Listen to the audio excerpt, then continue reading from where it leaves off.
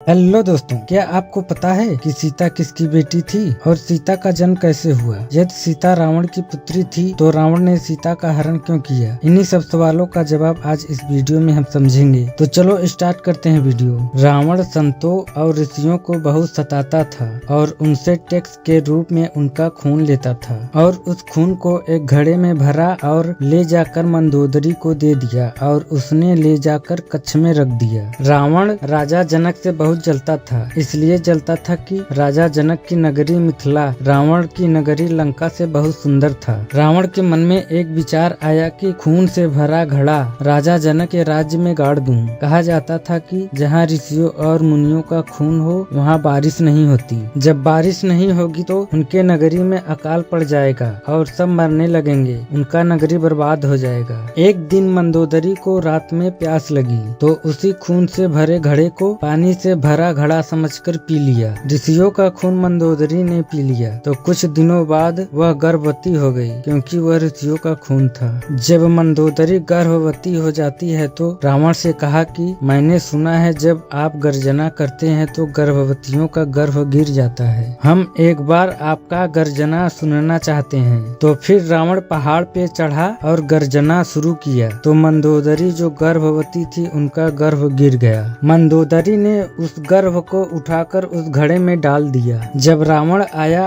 और मंदोदरी से वो घड़ा मांगा और ले जाकर राजा जनक की नगरी में गाड़ दिया। उस घड़े में गर्भ था, इसलिए उसका लालन पोषण पृथ्वी माता ने किया। एक दिन राजा जनक अपनी पत्नी के साथ सोने के हल से उसी खेत में जुताई कर रहे थे जिस खेत में रावण ने घड़े को गाड़ा था। तो हल घड़े से टकराया और एक कन्या उत्पन्न हुई, उसका नाम सीता रखा गया। यह गर्भ मंदोदरी के पेट से निकला था, इसलिए सीता रावण की पुत्री हुई। रावण ज्ञानी था, वह जान गया कि वह मेरी पुत्री है। जब सीता जी का स्वयंवर हुआ तो स्वयंवर में रावण भी आया और श्री राम से कहा कि कभी लंका में भी सीता को लेकर आओ। श्री राम ने कहा नहीं, तो रावण ने कहा हम अपने तरीके से ले जाऊंगा। पूज्य श्री अनिरुद्धाचार्य जी महाराज का ऐसा कहना है। इसी तरह वीडियो पाने के लिए हमारे चैनल को सब्सक्राइब करें और बेल आइकन को भी दबाएं ताकि वीडियो सबसे पहले आप तक पहुंचे।